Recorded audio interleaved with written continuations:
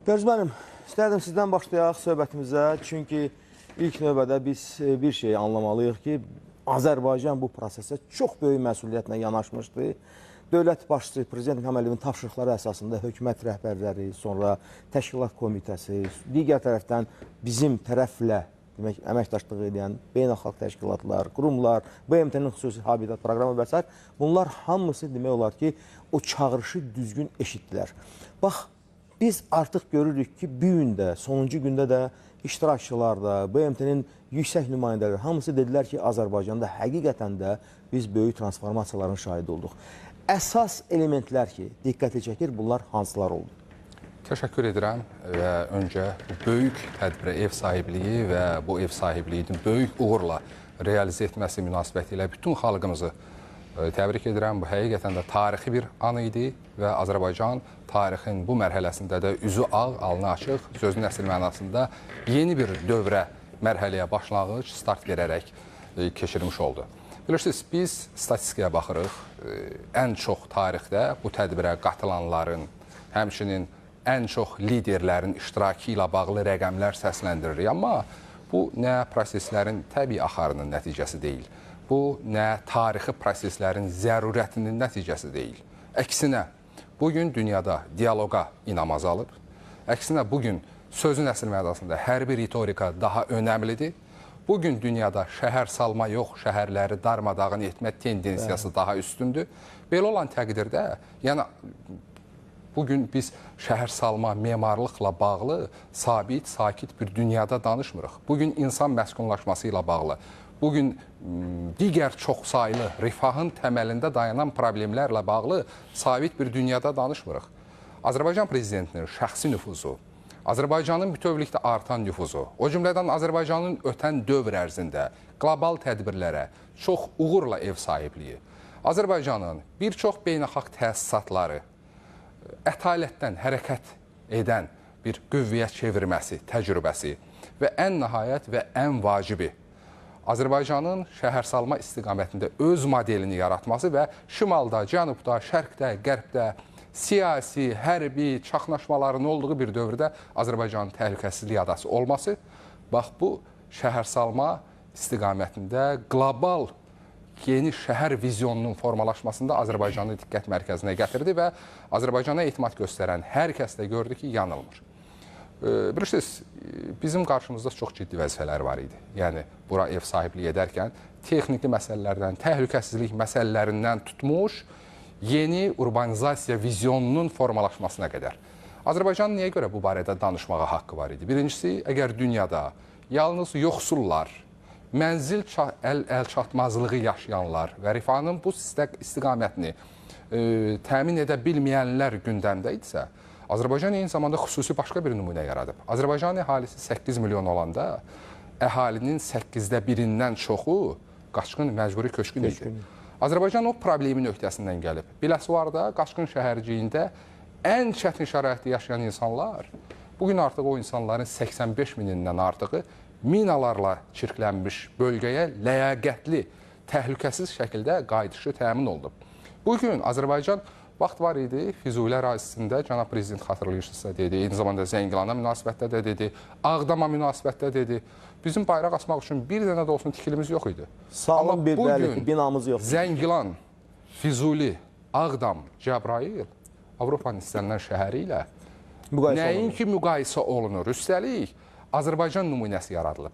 Azərbaycan üçün, Azərbaycanın və şəxsən cənab prezidentin bu istiqamətdə konsepsiyasının təməlində bilirsiniz ki, innovasiyalar dayanır və eyni zamanda da rifah və insan amili dayanır. Və təbii ki, biz baxsaq, Qarabağda, Şərqi Zəngəzurda həyata keçirilən tədbirlər nəinki yeni bir yoldur, nəinki yeni bir xüsusi nümunədir. Bu, eyni zamanda əslində həmin o texnologiyaların, ağıllı şəhər, ağıllı kənd texnologiyalarının, bu texnologiyalar çoxdan var, amma real tətbiqə gələndə və real yaşayış və rifahla uzlaşmasına gələndə Azərbaycan sözün əsl mənasında dünya üçün bir pilot layihə kimi bu prosesləri önə çıxardı və eyni zamanda təbii ki, həyata keçirilən tədbirlər, Azərbaycanın baxış bucağı, şəxsən cənab İlham Əliyevin vizyonu, biz bunu dəfələrlə demişik ki, biz nə əhali sayımız, nə ərazi göstəricilərimizlə dünyada çoxlarını qabaqlaya bilmirik. Bunun reallığı danmaq olmaz. Amma biz liderimizin vizyonu ilə bir mənalı şəkildə döndük. Və bizi bir çox məsələlərdə məhz o vizyon xilas etdi. Eyni zamanda da bugünə qədər Azərbaycan dünya şəhərsalma vizyonunda, dünya urbanizasiya problemlərinin həllində, yeni baxışda, öndə gedən metodlar, metodologiyalar müəyyən edən, siyasət müəyyən edən mərkəzə çevrilibsə, məhz həmin o vizyonun nəticəsidir. Bəhruz müəllim, forum işlədiyi günlər ərzində dəfələrlə diskussiyalarda, araşdırmalarda, çıxışlarda inklüziv inkişafın xüsusi yeri və mütərəqqi idarə etmə modelinin xüsusi mahiyyəti vurğulanırdı. Bax, bu proseslərin ümumiyyətlə əsas mahiyyətini əgər biz xarakterizə etmək olsaq, bunların daha çox təsiri nəyədir? Çox maraqlı bir istiqamətə toxunursunuz. Biraz öncə hörmətli ekspertimiz də, eyni zamanda Rizvan müəllim də toxundu. Xüsusən Rizvan müəllimin bir ifadəsinə mən xüsusi olaraq diqqət yetirmək istəyirəm. Orada qeyd etdi ki, Bakının izi. Bilirsiniz, Bakıdan əvvəl də bu tədbirlər keçirilib, Bakıdan sonra da keçiriləcək. Biz çox arzuluyuruq ki, Bakıdan sonra keçirilən tədbirlər bundan da yaxşı olsun. Çünki bütövlükdə bəşəri niyyətlərə xidmət edirik. Amma mən bu məsələdə optimist deyiləm. Çünki Bakıda elə bir iz qoyuldu ki, necə ki, qoşulma hərəkatın Azərbaycanın sayəsində, Cənab İlham Əliyevin liderliyində normal, sözün əsl mənasında hərəkatdan təsisata doğru irəlilədi. Bayaqları siz qeyd etdiyinizdə ətalətdən artıq hərəkətə, dinamikaya doğru. O cümlədən də məhz deməli, qlobal şəhərsalma forumu da özlüyündə sözün əsl mənasında real bir mexanizmə çevrilməkdədir.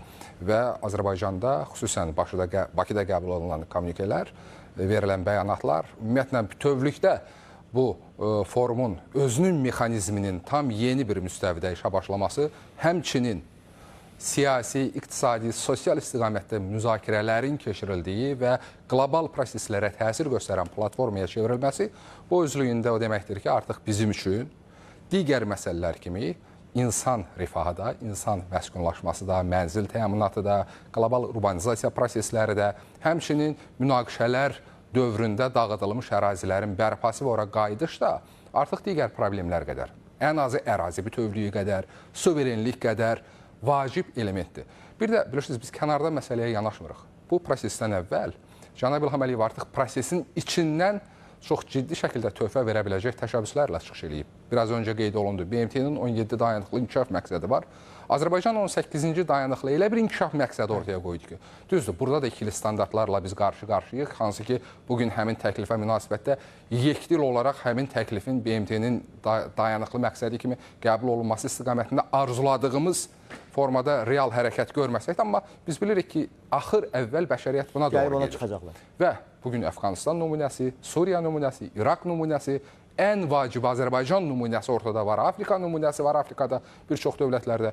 Minalar sakit müharibədir, elə bir müharibədir ki, real müharibələrdən daha çox can alır, daha təhlükəlidir. Bax, yəni Azərbaycan prezidenti artıq təşəbbüsləri ilə qlobal səylərə nəinki öz töhfəsini verir, üstəlik qlobal səylərin, qlobal cəhdlərin sözün əsl mənasında nüvəsində dayanan elementlər əlavə edir. Və o cümlədən də məhz Bakıda ev sahibliyi etdiyimiz tədbir.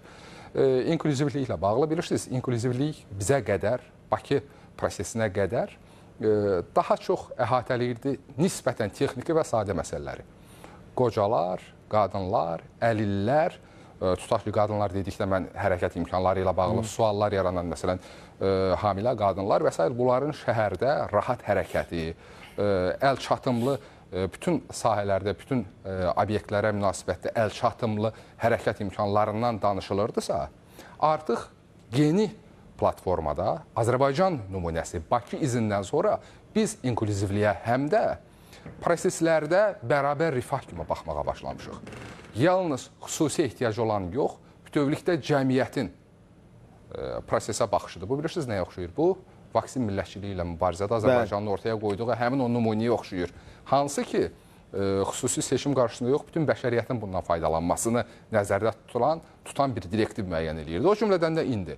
Məhz Bakıda, bilirsiniz, Bakıda bunu bir daha deyirəm, danışmağa da deməyə də sözümüz var. Çünki ortada ən vacib olan strateji iradədir. Həmin strateji iradə bugün Qarabağa, Şərqi Zəngəzura böyük qayıdış timsalında dünya üçün bir əmsal oldu. Bilirsiniz, dünya buna qədər şəhərsalma prosesində xüsusən müharibə zonalarına qayıdışa münasibətdə bəyanatlarla kifayətlənirdi. Azərbaycanda isə liderlər bəyanatı səviyyəsində 27 dövlətin hökumət başçıları, dövlət başçıları artıq bu məsələ ilə bağlı mövqe bildirdilər. Bu o deməkdir ki, Azərbaycan sözün əsl mənasında ənənəvi inklüziv cəhdlərlə yanaşı, həm də inklüzivliyə, bərabər tərəflərə, bərabər münasibətə yeni bir nəfəs gətirdi və bir daha deyirəm, bunun da təməlində cənab İlham Əliyev tərəfindən müəyyən olunan strateji irədə dayanır.